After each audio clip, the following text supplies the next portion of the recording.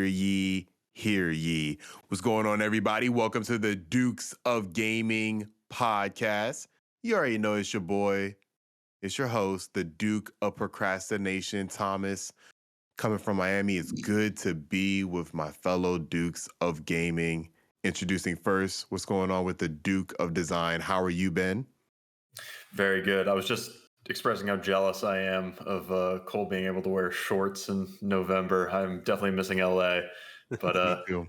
reporting in a little chilly from Washington. Hashtag jealous.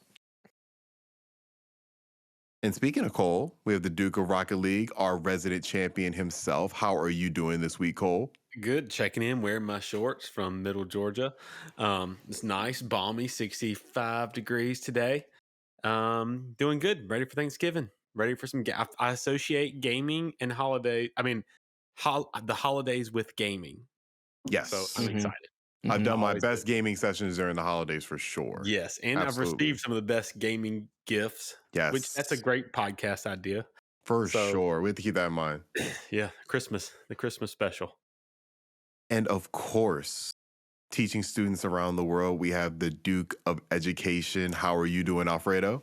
I am doing great, and I second Cole's notion that Christmas and, well, holidays in general are the greatest time to ignore your family and play video games, because that's what holidays are all about.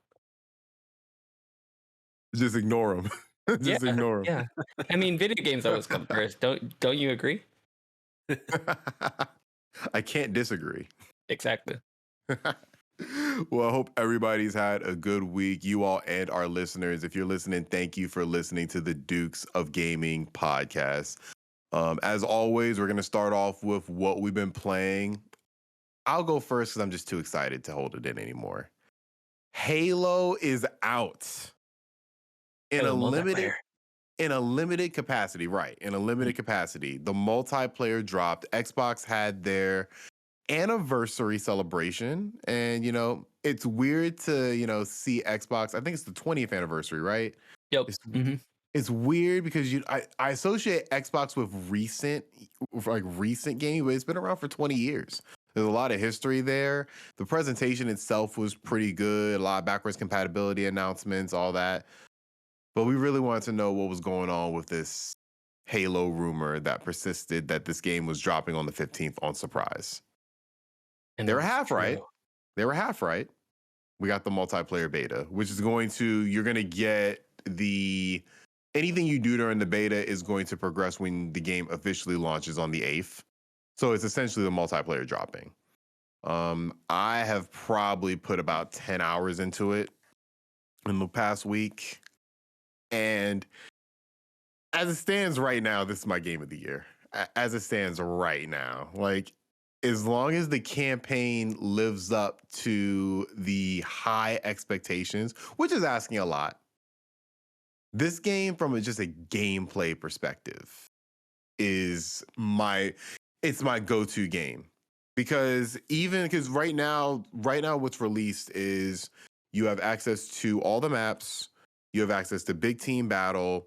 We're still waiting on Forge. That's been delayed. That's going to come out probably, I think, around May 2022. I think that's the date they've announced so far. Co-op's not going to be out as well. Campaign comes out on the 8th. So right now you only have access to the multiplayer suite, Academy, which is where you kind of learn the basics of playing multiplayer. You can play against bots as well, and you can kind of do challenges with each gun. And so I've probably spent, of my 10 hours, 3 or 4 of them were just spent trying to do all the challenges. Because I'm not gonna lie, this is probably my favorite gunplay in a shooter ever. Just how everything feels. They have figured out the balance between making it still feel like Halo, but giving those modern shooter sensibilities. Which I think that 343 Industries, the new developer of Halo, well, not new at this point, but since Bungie, I think they've been trying to chase Bungie's shadow this whole entire time. Since they've gotten since they've been on the Halo franchise since Halo 4, they have seemingly tried to, make Halo their own, and fans have been very mixed to it, as far as I understand. I'm kind of a new fan to Halo, so it's weird for me playing all the games and just seeing the public reception to each one, because 4 got like 10 out of 10s, 9 out of 10s, but it's not favored in the fan community. People don't like that game. 5 was very similar to that. 5 was not received well. It's like, I think 70% of the story you play as somebody who's not named Master Chief, which is already that's not something you want to do in a Halo game. But and the multiplayer had mixed reception as well. And a lot of people criticized it because they wanted it to be more Halo, and it's leans more on the Call of Duty side of things. And I think this game is the first one where it feels like they're getting back to the roots of what Halo is. And so, me personally, I'm just super excited. I've put too many hours into this. Me and my friends have squatted up, met some new people online playing it. So I look forward to having more thoughts on it as the weeks go on. So awesome. And forgive me if correct me if I'm wrong, but don't they have different modes as well? Kind of like Fortnite? Like they have like some sort of like time based rush mode where you can complete levels and stuff like that? I don't think that's released yet. Okay, got it. But there's a lot of different game modes, such as obviously Team Deathmatch, which is called Slayer. And they have this other mode called Oddball, where one player holds the ball. And I think this has been in past Halo games as well. I'm not for sure. But one player holds the ball and they have to avoid getting shot by the other team. And as long as they hold the ball, the team accumulates more points. So it's really team oriented, because like the rest of the team is trying to defend this one person from getting shot. Mhm. So I love that. There's a bunch of different modes in it that I think are very unique to the online shooter genre in general. So I've had a really great time with this game. I'm really enjoying everything that's been. Now, the one thing I will say that people are criticizing, which is fair, is the battle progression. There is no XP in this game as far as I can see. You level up by completing specific challenges, and to unlock the cosmetics, you have to do a lot of these. Or you can pay for them. And I mean, it's a free to play game, so I don't know what people were expecting. Like a lot of people are giving, like I go on the Halo subreddit just to see, and it seems like a lot of whiners on there. People are really upset about this, and I guess for me, I'm like, I have my blue Spartan. You know, it didn't cost me anything. I'm having a great time. Like, just because I can't be Samurai Spartan because that costs like $30. You know, I'm not losing sleep over that because this game has to make money somehow. Right. Yeah, So- I mean, I think they did it right. They released it early, which nobody wanted to believe. Well, everyone wanted to believe was true, but nobody believed it actually was. But everyone got it early. It's free to play. You still get the single player campaign later this month. It's not like they're delaying that or anything. And the multiplayer is good. It's great from what I've heard. So I think Yeah. it's a home run as I far think as their 20th anniversary goes, especially. Oh, for sure. It was the perfect thing. It was the perfect way to encapsulate that anniversary. You know, you're going back to your roots. Mhm. You started this thing with Halo. The Xbox, I don't think Xbox would have caught on without Halo. And so to end the presentation with your one more thing being Halo 5, or I'm sorry, Halo Infinite is officially out. Mhm. That's the perfect way to end it. You know, it's hard to compare something like that to like a Sony press conference per se, because Sony is just churning out hit after hit after hit after hit with every single game announcement in their press conferences. But this press conference, I've never seen Sony do something where, oh, this game that's the most anticipated game of the year, oh, it's released right now. Mhm. I never seen that before. So that's Right. something that I thought was very cool. So I'm having such a great time with this game. Maybe I want to see when the campaign comes out. I need to judge it as a whole. But right now, I've always anticipated this is probably going to be my game of the year, and it's so far holding up to that. Nice. Yeah. The other game I've been playing is Shin Megami Tensei 5 still, and yeah, I'm addicted. I'm addicted to this. This is something that I've never played a Shin Megami Tensei all the way through before. I'm probably going to do that with this game. This game is, if you like Persona, you might like this game. I feel like Persona is an extroverted experience because it's all about, your social links. It's all about connecting with your party members, all that. And this game is very introverted. Like you are by yourself in hell collecting demons who you don't really talk to. So it's very introverted, but it's the same gameplay systems as Persona as far as like the RPG elements go. So if you like Persona, I would say give it a try, but don't go into it thinking that it's a Persona game because it's not. That actually sounds like a game for me. I think you like it. I think you like it, Alfred. Introverted, and I'm in hell. Sign me up. how do Give it a they try. how do they like deliver the story in the game? It's interesting. So, and I haven't, they've already kind of revealed this in the trailers. So it starts off very Persona-esque. Like you're in a high school, you're walking around the high school, and then like maybe 5 minutes later, you're just in hell and everybody's dead. And everybody's been dead for like 20 years. And you got to figure out why. And then a demon comes up to you and says, hey, you need help. Let's fuse together and create the ultimate life form. And you are essentially not to get too blasphemous, but it's like you're Jesus and then you meet God of this world. And God is telling you, all right, like you're close to me, but to get to me, you have to get farther in this world. So the story is there's a lot of different, it's very religious in terms of, it's like, I see a lot of references to Christianity. I see a lot of references to Buddhism. So it takes influences from that. I'd say the story is not like Persona in that you have a narrative per se. It's like a dungeon crawler, and you're getting little bits of story from the different NPCs you're meeting.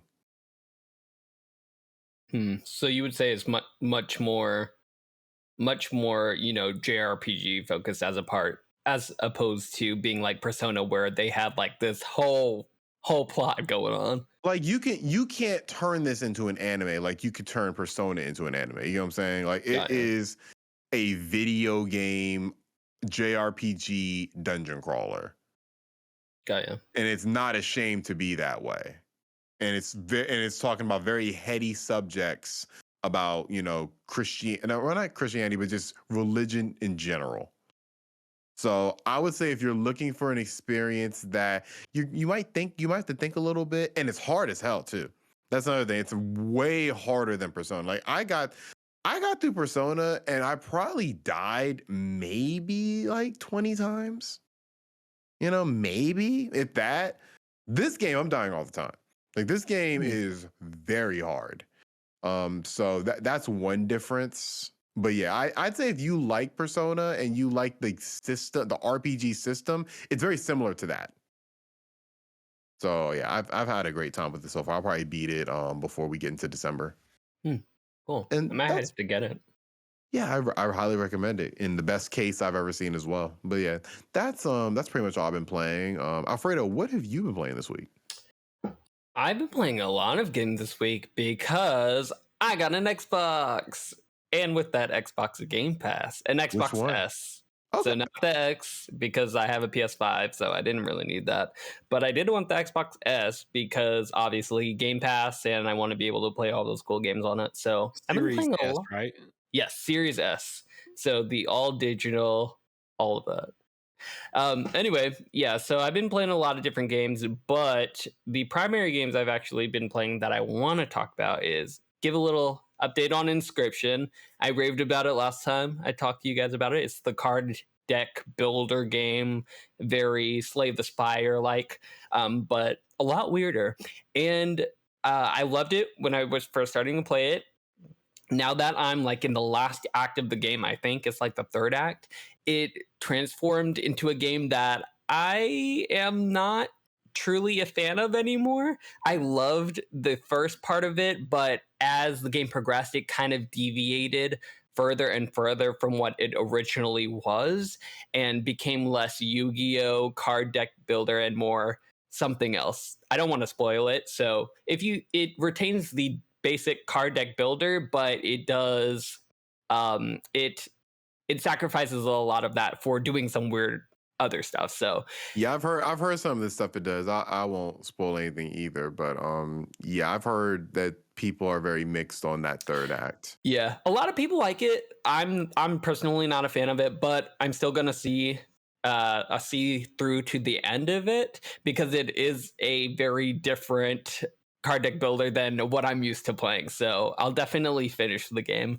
But aside from that, I also played this game and on Xbox Game Pass called The Forgotten City. Do you guys know what that game is? Yeah. Okay, cool. Yeah, so the Forgotten City, free on Xbox Game Pass, but it basically started as a Skyrim mod, and then the the modders decide to make it, hey, let's make it a standalone game. And what it is this mystery detective first person time loop game where you're basically the overarching plot is that you're trying to stop this time loop from restarting again by figuring out who is responsible for breaking this sacred rule that basically starts the time loop over and over again. So somebody is breaking this godly religious rule that is forcing the time loop to start over. And basically what that entails is you talking to a lot of different people, finding out who is who, just spending time in the city and trying to make certain events happen or not happen in order to get in order to finish the game and close the loop. And the game kind of prides itself in saying there's all these different branching paths, there's 4 different endings and all of that. And honestly, I was addicted to this game. I played it over 2 days and I finished the game just after playing it nonstop, and I loved every minute of it. If you like games like Danganronpa or what was that game with Crimson on the Switch that you guys told me to play? That detective game? Crimson.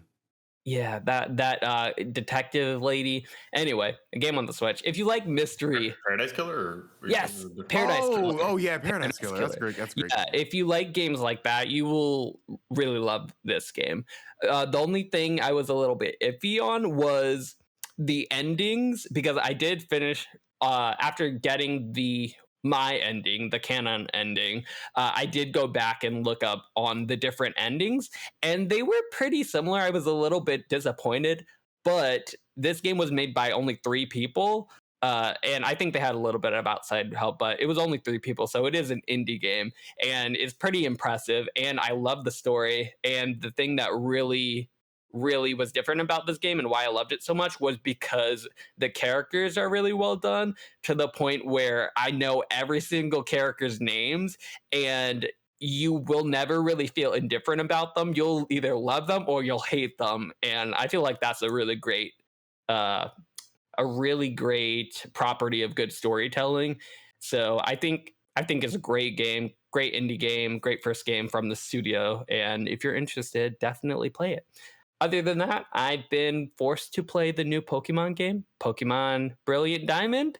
And you guys know how I feel about Pokemon. If you played one of them, you played them all.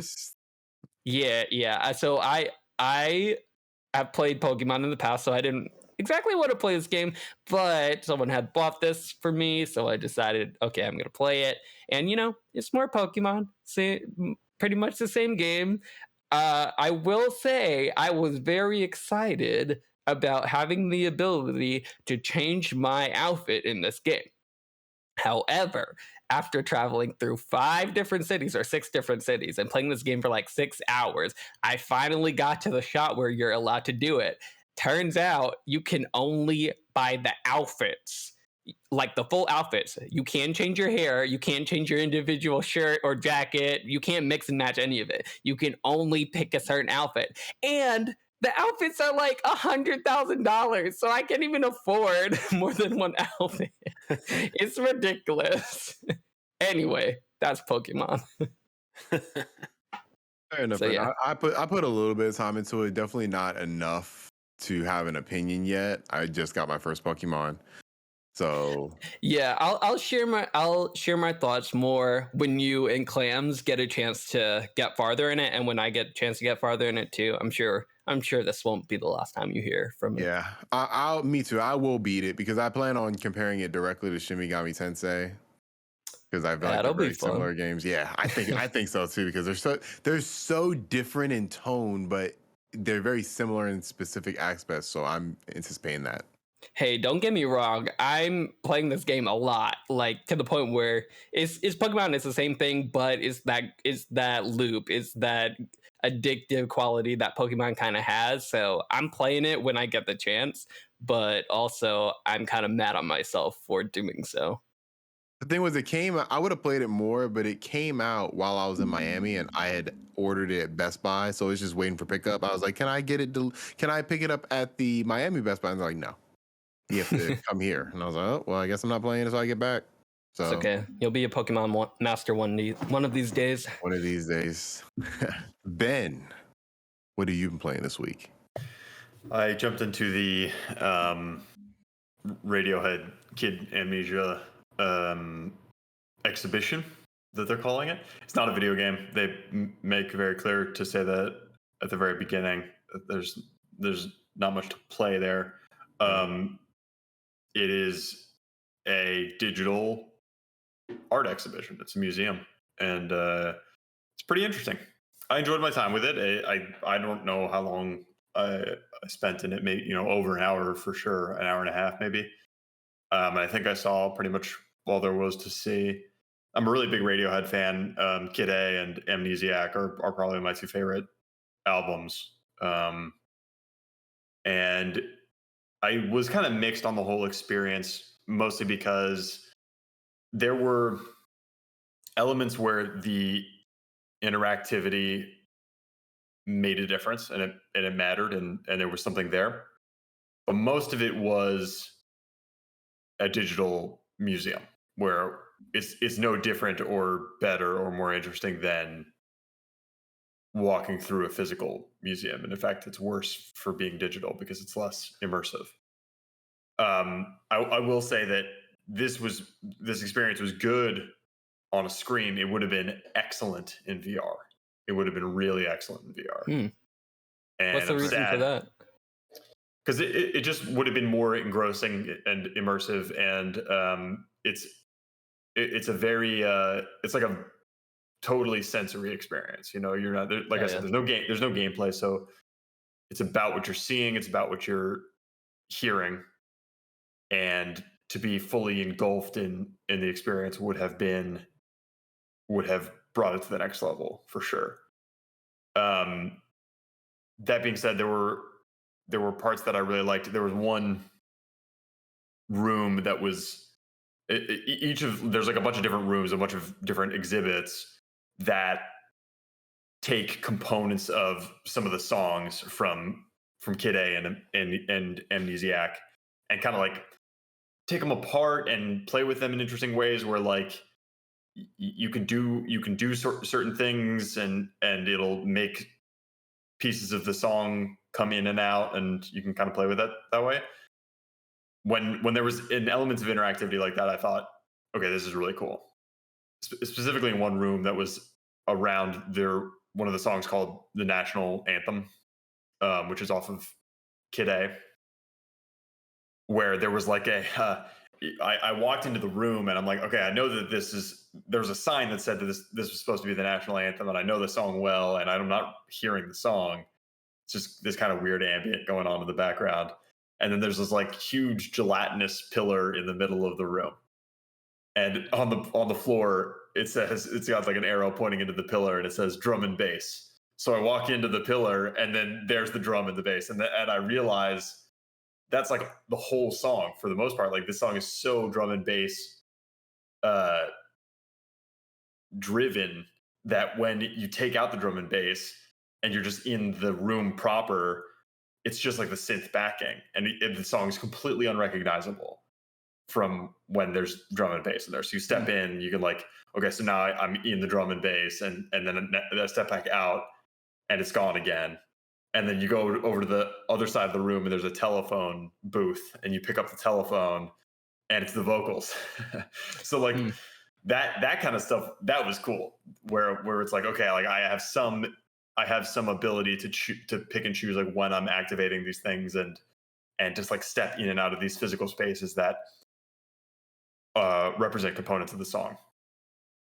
And then there were others where it was like, this is a glorified laser light show kind of experience.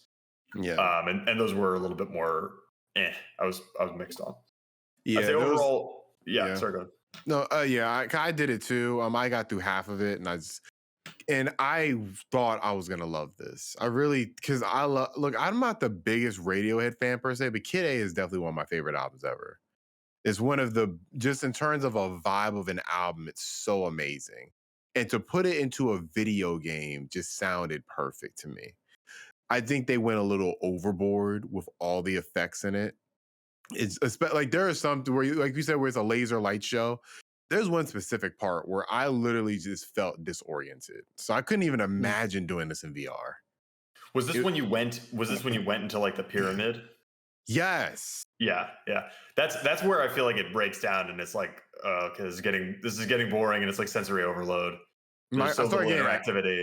I literally, and look, I don't want to blame the game for my headache, because I did drink a lot yesterday, and I did take a flight.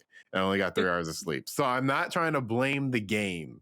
But after I played the game, I was like, I need to take a nap. My head is not feeling good. This is a lot. So I'm going to try it when I'm completely, good in the head, full night's sleep. I'm going to give it a fair shot because I love Kid A. And this is a free experience on the Switch, right? No, that you guys PlayStation. Oh, Yeah. okay. It's PS5 and Epic Game Store only. Oh, I didn't. Oh, I know it was Epic. Okay, yeah. So it's on PC as well. I didn't know that. Yeah. Cool. So yeah, I definitely recommend it to anybody who has any affinity, even if you don't, because I know a lot of people are more newer alternative fans. So maybe if you haven't gotten to Radiohead, if you love alternative music, I would highly recommend this. Yeah, even if you don't love their music, if you're at all interested in this kind of like, this brand of visual art, I would say give it a go. I mean, like the investment there, again, it's like free and it's maybe an hour. So just dip your toe and see if you like it, see if it's for you. It's not going to be for everybody, but I thought it was a worthwhile experience, even though there were things I didn't like about it. I was reading a bit about, they posted on the PlayStation blog. One of the things that I found really interesting was that obviously this whole thing was born, they were going to make an actual exhibition, a physical exhibition, and then COVID kind of shut that idea down. So then they were like, okay, let's make a digital one. And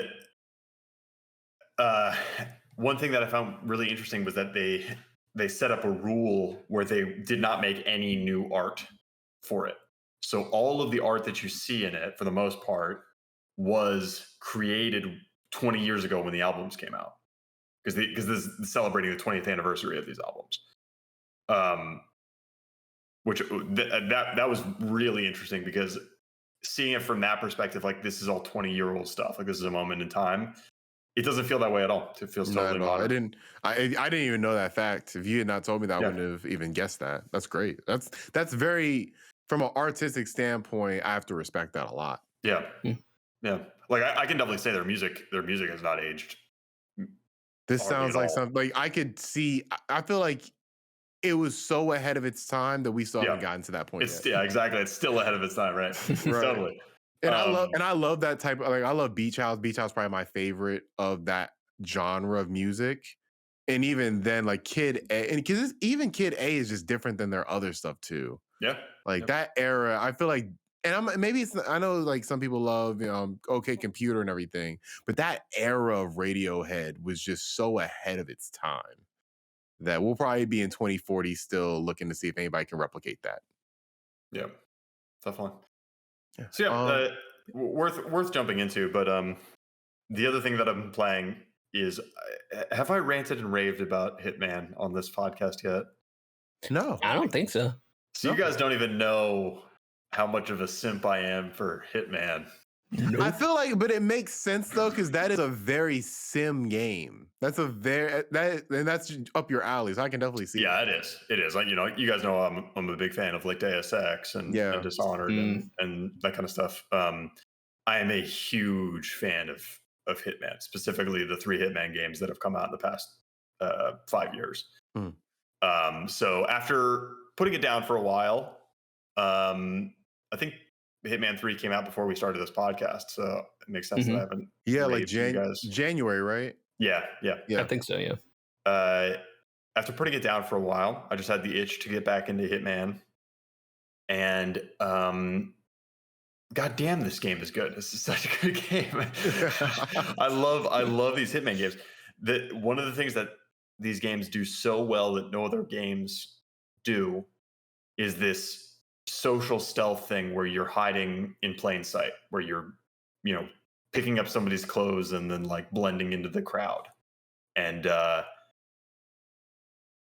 there's just no other experience on the market like that, where you're There was one that was promised. It was Assassin's Creed in the beginning. yeah, Remember? that's I was true. thinking that was what I was thinking of, but yeah, they've gone Yeah. far from that. Yeah, Right. but that's the way we used to be. It was going through the crowd, and like the stealth of being in a mass crowd was so cool. But they just went away from that. I love in Hitman where you are able to like pick up disguises so you can you can like confront your targets and talk to them, and you can do like story missions with your targets and things like that. And it's such a thing that is exclusive to Hitman. Like if I see a Yeah. game ever do that, it's like, oh, it's a Hitman mechanic. Right. yeah. Now, did you get the chance, Ben, to do how the last Hitman, I think they had like PSVR? Did you Yes. get the chance to try that out? Yes, I played like all the levels in VR at this point. Oh, nice. I haven't been playing. I have not played in VR as much as I played the flat screen version, just because I'm used to playing it that way. And there are challenges with the VR version. Like the VR version is more difficult than the regular version in a lot of ways. But I've played a lot in VR, probably 15 hours in PSVR, and it's really good. It's probably the best VR game that's come out this year. Wow. I think there's no, like, in terms of breadth of content, since you can play all of the levels from Hitman 1, 2, and 3 inside of Hitman 3. So you get all of the improvements that come with Hitman 3 for all of those previous levels, assuming you own the previous games. And not to didn't know interrupt that. you, but in addition, you might, if anybody's listening, you might already own them because 1 and 2 have been PlayStation Plus games. Mhm. Yes, they have. Which shame on me because I still have not played any of these games. Me neither. But Ben's making me want to get into them. Right. Yeah. So IO Interactive they have an incredible level design team too. The hiding in plain sight mechanics are only as interesting as the sandboxes in which you get to exploit them. And Hitman has a few of my favorite levels in a video game, period. The way that these games are structured is very unique, and it like takes a little bit of getting used to, where each individual level is like a mini open world kind of sandbox where you're intended to approach the level many, many times. You're intended to replay over and over again and try out different methods and look in every corner for new ways to infiltrate, take out your target, create opportunities for assassination. So there's like, it's like this puzzle box that you're pulling like pieces back, and then more and more is revealed the more that you dig into it. And there was one really great video that I watched about it on Game Maker's Toolkit, where he explained the whole thing of like going through the level over and over again is like dress rehearsals for the main event, where you're getting used to what are the opportunities for assassination, what are the routes of the targets, what are the ins and outs of the levels themselves, so you get to know the levels like the back of your hand. You try, you fail, you try, you fail, you try, you fail. You maybe succeed in your assassination attempt, but you get a really low score because you were seen by 10,000 people and you killed a bunch of people you weren't supposed to kill.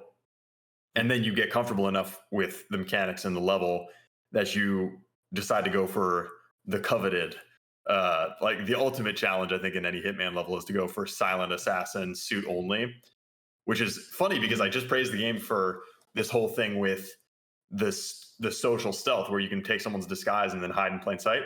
Silent assassin. If you're going to do a suit only run, that means you never change out of your starting suit, which means you never get the benefits of blending in. Mm-hmm.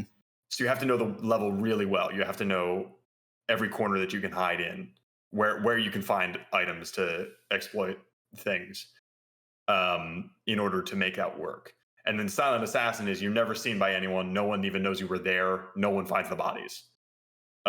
So when you combine those two challenges, it takes a lot of knowledge of the mechanics of the game and knowledge of the specific levels in order to execute those on each level. So working up to that is a really fun experience. And then when you finally make that work, it's great.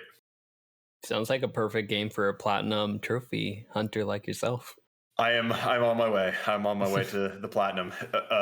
Criminally, Hitman 1 and 2 did not have platinum trophies. So Hitman 3 is the only game in the series with a platinum trophy because Hitman 1 came out episodically. Mm. Yeah. What about 2 though? 2 as well, right? 2, I think it was released all in one, but they still treated the trophies as if they released it episodically. Like they messed up the trophies weirdly. But Hitman 3 does have a platinum, so I'm gonna platinum it. I 100%ed Hitman already, but I'll finally have a Hitman, of course, 3 platinum eventually.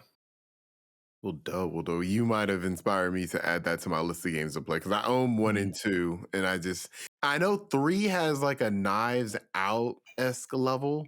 Yeah, there's the second level. Yeah, the second level. There's one of the people that you can disguise yourself as is a private detective who was sent to figure out the murder mystery. So then, if you disguise yourself as him and you just kind of like go along with it, you could just solve the murder. And in solving the murder, you get a one-on-one with your target at the end. So then you're able to actually kill her. That's so cool. That sounds so cool. Yeah, that's so cool. And I love Knives Out is one of my favorite movies ever. So I want to play it just off that, but I don't want to just buy 3 if I own 1 and 2 and never right. Okay, this holiday season, I'm going finally playing Hitman. Yeah, Hitman season. You convinced me. Hitman season. And do any of you guys have PSVR, or are you all? I have, but I haven't broken it out of the box in forever. Yeah, this might be an opportunity too, because it's a really good looking PSVR game, and the reactivity of the levels makes it really good as a VR experience too, because it's just like, it's very reactive and in an immersive environment that's really important. And the levels are sprawling too, so you get to like just kind of walk anywhere, which is an awesome feeling in VR. So I think it makes for a really good VR game as well. So I'd give it a try there. Maybe after you get comfortable in the regular version. Well, looking forward to it. I've been hearing good things about Hitman, and I might have to try it out. So it might be the holiday season game. And Cole, I know you say you didn't play anything. Did the champion grace the Rocket League peasants with any play? I did not this week. Oh, wow. I took the week off. I was in a hotel most of my week, and I don't play Rocket League on anything but the PS5. Can't play it on Switch. I played Grand Theft Auto, but we talked about that. I played some more, which I still enjoyed it, and it was fine to me. And then I played a little bit of Super Mario 3D World. I'm just collecting the green stars. Not much to say there.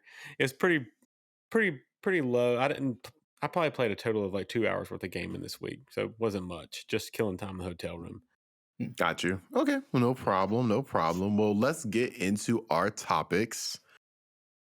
Now, first is a topic that I think Alfredo brought to us that I wasn't going to talk about because I didn't want to be super negative. But let's talk about the new Warner Brothers announced multi versus free-to-play Super Smash Brothers S video game that will be coming out in 2022. What are you all's thoughts on this? Have you all seen the trailer? Have you seen gameplay, the character list? I'm curious why you think what your negative thoughts about this game, because when I heard about it and when I saw what they're actually doing with it, I was actually pretty impressed, especially when compared particularly to the Nickelodeon All-Star Brawl game that we got. It seems like they're doing a lot better of a job with fan service and actually honoring the properties that they're actually putting in their game and not just settling for just a simple port, I guess, of Super Smash and putting a skin on it. They're actually trying to do some new things, like making teamwork kind of more focused and adding specific abilities that kind of accentuate different like team-based battles and stuff like that. So I'm I very don't, curious what you have to say about it. I don't know. It reminds me of when I used to log into cartoonnetwork.com and used to go to the games that were listed on there when I was a kid. It kind of Mhm. gives me those vibes What? as a What? Those were the best times. What do yeah, you? those were cool, but would I play those in 2021 or 2022 when this comes out now? And No. The this is question what it though. reminds me of. But the question is, would you play those in 2021 as a free to play game? Because like Cartoon Network games, it's also free and it's also a Smash Brothers type game and it doesn't look half bad. I will say I like the character designs. I think for because obviously, Bugs Bunny is gonna look like Bugs Bunny no matter where you put him in. Mhm. But I like the look of Superman. I like the look of Aya. I think Aya looks really good. I think they made her look almost like an anime character, which I thought was interesting. Mhm. But I think they did a good job in terms of selecting the characters. I think that's a pretty good character roster. I don't know, the gameplay just does not look compelling to me. It Mhm. just looks and look, I think that I play a bunch of Nickelodeon All Stars. To be fair, I played a good amount of that game.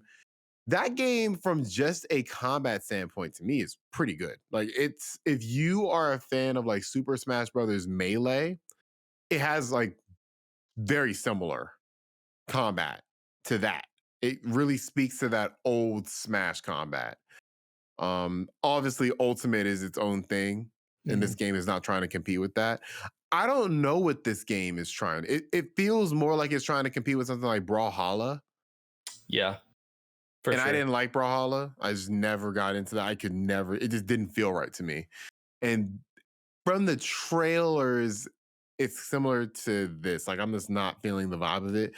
It has to be more than just the characters for me because I like Smash and I like using specific characters, but like I'm not a Link person and I love Link as a character. I'm not using Link just because I like him. I'm using because I like his skill set. Mhm. And so I have to just see more. I have to see like what they're doing. I have to see more. I'm initially disappointed, but I'm glad it exists. I hope that people get into it. You know. Mhm. Yeah, for me, it's kind of the opposite for me because with Brawlhalla, I never got into it because it didn't seem to have anything that reeled me in property wise. Like, none of the characters really looked very special to me, and the game as a whole just looked like another Smash clone, so I kind of stayed away from it. But with this game, it seems like, oh, I want to be Shaggy fighting Superman. That's everybody's shit. So I'm gonna do that. It's free to play. I have nothing to lose. And I feel like they're gonna try to do what is doing, and have new characters from the Warner verse or wherever. Actually, because I feel like okay, nobody. I feel like a lot of people are gonna have to might find me on this, but I feel like this game might actually be the game that we're actually gonna get Goku in because the game directors have come out and said, "Hey, this is the game, and like the sky is the limit in terms of who can actually be in this game." And with Smash, they're never gonna say that because they're gonna be stingy with who's actually gonna be in the game. But with Warner Brothers, I feel like they'll definitely throw money at, hey, put Goku in this game because why not? Is this game running at Goku v 30? Superman. Is it Yeah, running 30 frames per second? It looks pretty choppy Yeah, that was one thing I compared that I noticed. to don't know. It looked I pretty don't compared to shot, know. Smash. but things can change. That could Mhm. that could change in development. I don't think we're gonna get Goku in the game because I am sure Shonen Jump is good. I'm sure at this point, I think all of these companies are going to be developing their own versions of this. Honestly, yeah. They So they opened the I can't floodgates. see Goku and I can't like I would love it, but I can see I'm thinking that's going to be released within the next 3-4 years. We're going to see a Shonen Jump version of this. Mhm. Like a Jump Force type Yeah, I Smash was gonna I say. can see this being Jump Force 2 to be Yeah, like I can see it. that's So fair. I think that this genre, like the Nickelodeon All Stars, kind of opened the door to this. I feel like companies were a little afraid to do this. I Mhm. think PlayStation All Stars scared a whole bunch of franchise owners off from doing this. But I think the Nickelodeon Brawl and this could pave the way for a lot more companies to do these, which I think is a good thing. I think that maybe I I personally would love if Nintendo just said, you know what? We're going to develop these games for other companies. Like this will be our first multi-platform game. Like just do it for like because I feel like Smash just does it so the gameplay is so refined, so well done. Yeah. If they just all right, like just give us a check and we'll develop your Smash clone. No, just get the characters in and just have just the ultimate smash. No, they're not gonna do that. They're not gonna, I wish, but they're not gonna do Don't that. give us a check, just give us your characters. Nah, Nintendo like they're very stingy with Smash. They believe that if you are not a video game character, Yeah, you should. you Be. You don't cannot get in. belong here. Which Goku, I mean, my argument, Goku's been a video game character since the 80s. He's been in more video games than the vast majority of the people in the Smash roster. But I digress. I Fair I enough. Fair enough. I think that it's going to be interesting to see what Nintendo does when it's time to release their Smash sequel. It's going Mhm. to be very because I feel like the market for these games is going to be a lot different than pre-Ultimate. Yes, for sure. Because Nickelodeon All Stars Brawl was received positively, as far as I see. Like people, there's a dedicated community to that game. Which is 'Cause- so weird though, because like I don't know, it's just so weird because it seems like they made a lot of decisions as far as even one being no voice actors or anything like that. And I yes, feel like that's a big thing that people, would make people stray away from that game and not connect with their favorite Nickelodeon characters. yeah. I don't know why they. I mean, I'm assuming it's a money thing. I'm sure if you put the But voice actors WB's in, doing it. I think WB has a lot more money than Warner Brothers. I'm sorry, I than, mean, yeah, than but Nickelodeon's probably gonna have. that's fair. But come on, Nickelodeon. If you're gonna do it, like that's the least you can do. Like, come on. Yeah, and I guess the other thing is the one thing I was impressed. They're getting the actual voice actors of a lot of Yeah. these characters. That's one thing I was like, okay, you have Kevin Conroy as Batman. Mhm. I don't know who's Superman. There was a Oh, list. I don't know, but they got Arya Stark. They got A they dude got named everyone. George Newburns. I don't know how he got Superman, but he's been he's been Superman in like Justice League. Okay, cool. So you have the dude, Tara Strong, who's always been Harley Quinn. Mhm. Maisie Williams is coming back as Aya. John DiMaggio is going to be Jake the dog from Adventure Time. I'm a huge Adventure Time fan, so that's cool. Oh, me too. They have the guy who was Shaggy in the live action Scooby Doo. He's going to be Shaggy in the game. So I think that I like that. Like I like that there's an attention to detail there that obviously didn't happen in Nickelodeon All Stars from a voice acting perspective. I'm just curious because also this is a first time developer too. So I'm very curious how they do in the first go around. I hope it's positive. Never want a game to be bad. Yeah, I think they're doing all the right moves so far. So just keep it up. For sure, for sure. Any other thoughts on it? I'll take the silence as no. So I guess we'll go to our next topic, which is also about a newish studio. We're talking about Rockstar and Grove Street Games. Their newly released GTA Trilogy has not been received well, except by Cole. Surprise. Besides Cole, it's been received. I think mixed is fair to say because there's some people who like it. I've heard some positive things, but for the most part, it's been received. I think he got like a 0.5 from IGN. Yeah. I think it got a 5. It's got a 0.5 for user ratings. on Oh, Metacritic. right. You That's know right. what's Okay, funny, that's where y'all? I came from. Yeah. The day it came out, I remember because there was no reviews. They didn't post reviews early at all. So when the reset era thread came out, it was like everybody's first impressions. So the first 2 or 3 pages, I remember someone posted screens from the game, or like off-screen footage of someone playing, and people were like, "Wow, this looks really good!" Like the first impressions of it were like, "Oh my god, they really did this," and everybody was getting hyped. You get to about page 7 and people start, oh no. I mean, it turned 180. It was so funny reading it. Then I was like, shit. You go 10 pages in, 15 pages in. Oh my God. It just got worse and worse and worse.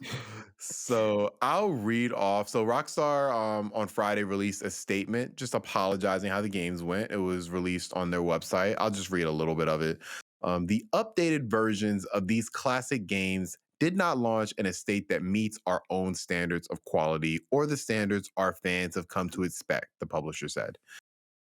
Now, when I was playing, I noticed I didn't have much of the frame rate issues that a lot of people were talking about. I know Ben, you mentioned that that was one of the main things that people were talking about. I personally didn't experience that until I restarted it and tried to play it this week, and I was like, "Oh yeah, I see it now."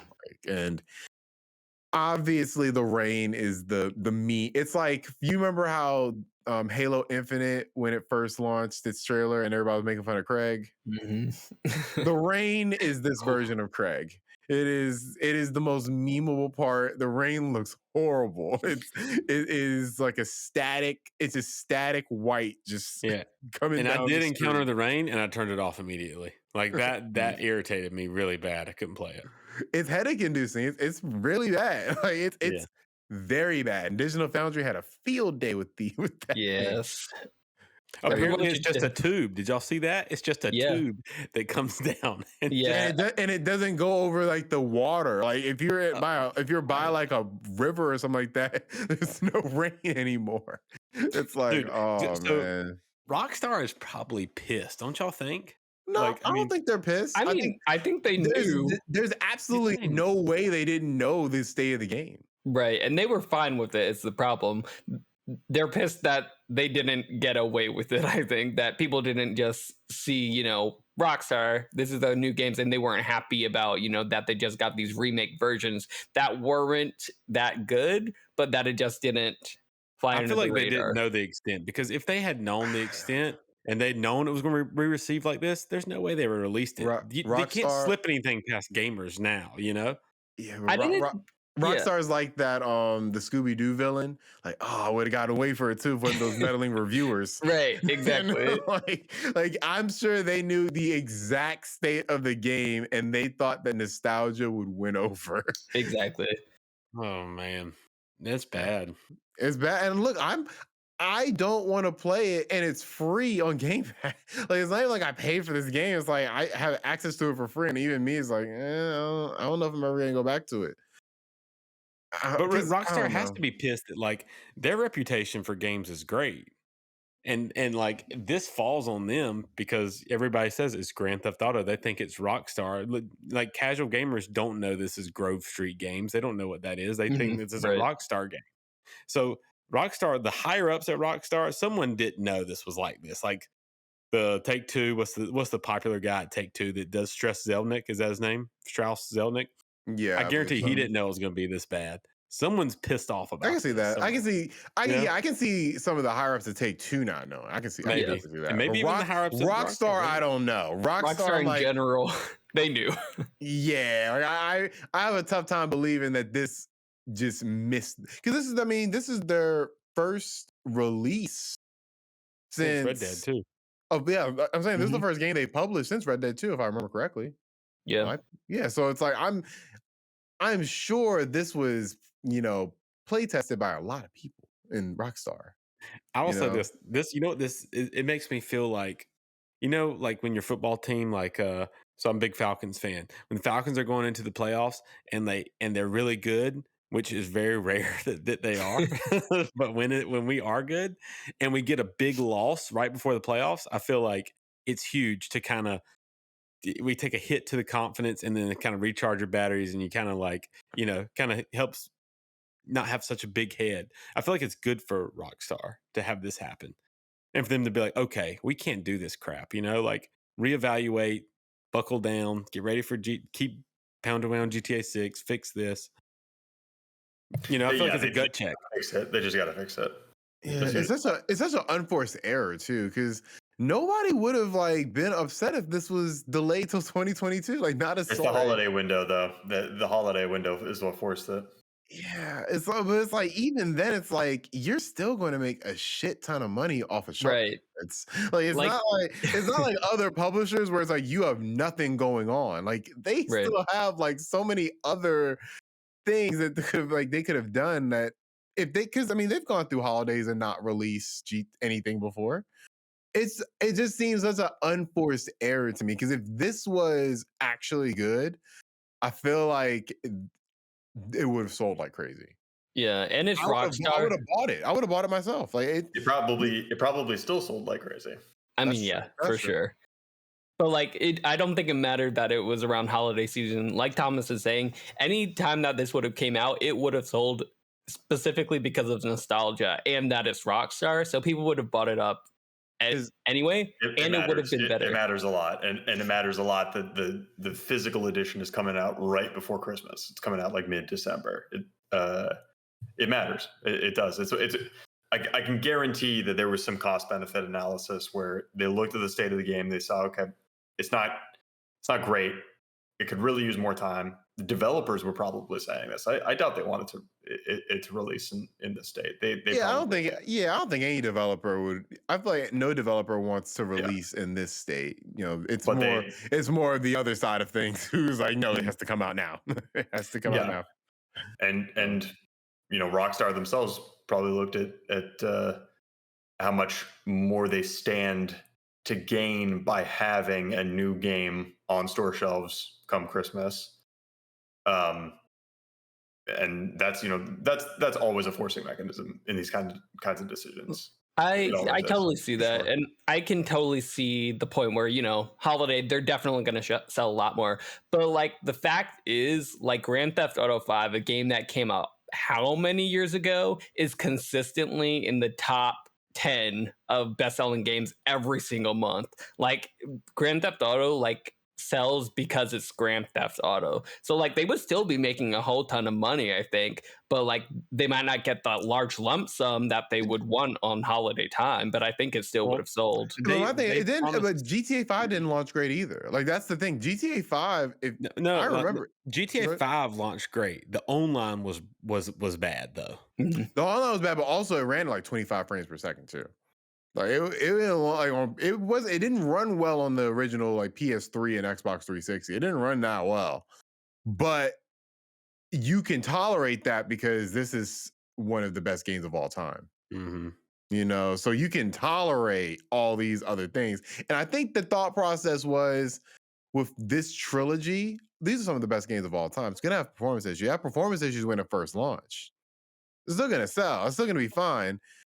I don't think they expected the negative reception to be so vitriolic. Yeah, and don't get me wrong. I mean, ultimately, they made the wrong decision to stick to the date and not push it because of the negative sentiment. I mean, right. But remember, they're getting pressure on them. They announced that they were going to do remasters of 3 of their games back in the spring to their investors. Y'all remember that? That was the rumor. Right. I do remember that. Yeah. And that's what sparked everybody saying, okay, we're getting remasters of GTA. Yeah. So when they tell their investors something like that, I feel like they have pressure on them like crazy. I do have pressure on them. I do have a question though for you guys, because this is not specifically Rockstar and it was the people who handled their mobile ports. If they were given, hey, another year, do you guys think this actually would have fixed all of the problems that everyone is having with it? Because I feel like I don't know. I feel like the changes that would need to be done would have to be on a Sonic the Hedgehog kind of redone level where they just completely change everything about it and they hire these new people to come in and fix all these problems. Oh my And god, then I totally just forgot about this when it's done, it's done. I totally forgot about the Sonic the Hedgehog thing. Oh my god, I feel like forgot it's the about same that. thing, and they could have had a moment like that. I feel like there's a lot more work that would need to be done to get it to an acceptable state than what they did for Sonic. Mhm. There And are a lot things less that, money to work with. There are things that smack of tight time scale, namely the NPCs, Mm. the weirdness with a lot of the secondary characters being like really not good models. Yeah. That smacks of not enough time. Mm. The performance issues, maybe there's some stuff there that's like these are really difficult, hard, technical problems that we're not sure we could even get around them if we had unlimited time. I don't know. I kind of doubt it. We have no idea how long this thing was in development for. It's just I such don't think it's been said. it didn't even need to be all this. Like it didn't need like I don't even think you needed to update the graphics the way they did. You could have just added the new controls and just you put it at with the old graphics. Because the old graphics to me, they're timeless and a lot of like they're not, I wouldn't say they're like, it's not like a SNES, those I feel like those games age very well. PS2 era games don't look that bad either to me. Like I feel like you could have got away with not changing because a lot of it is this art style they use. The art style just makes everybody look so crazy.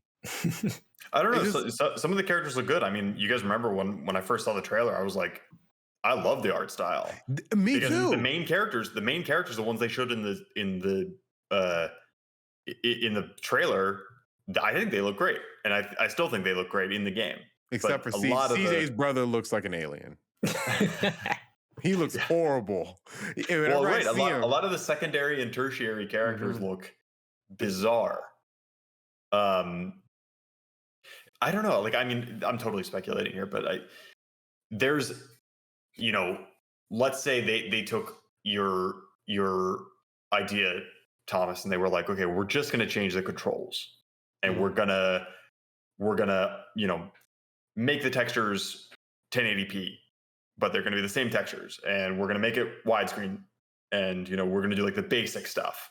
Right. Okay, what does it take to do that? Well, if we really want to do it the most cost-effective and efficient way, we might as well just port the game to a new engine so that we can work with it better, Right. and we're not working on 20-year-old tech. Okay, well, let's port it to Unreal. We port it to Unreal. Oh, okay, well, Unreal's got this baked-in lighting system. Let's put this in the game. Let's see how this works. Okay, well, we've got it in the game. It doesn't run particularly well, but God, look how much better it looks with proper lighting. Okay, well, if we're going to have this good lighting, then we've got to update other things in the game in order to make sure that there's not an asynchronous weirdness thing here where we've got old art with new lighting. Right. All right, well, let's do it. And it's like you bite off a little bit more and a little bit more. I've totally been in circumstances like that where you keep talking yourself into more and more work than you Ben can just possibly walked us handle. through that. I love that. That was This is beautiful. again like That was this is total speculation. Maybe from the jump, Rockstar went to Grove Street Games and they were like, you guys need to overhaul the graphics and yada yada yada. But I kind of doubt it, and I can see in the final product where there are things in here.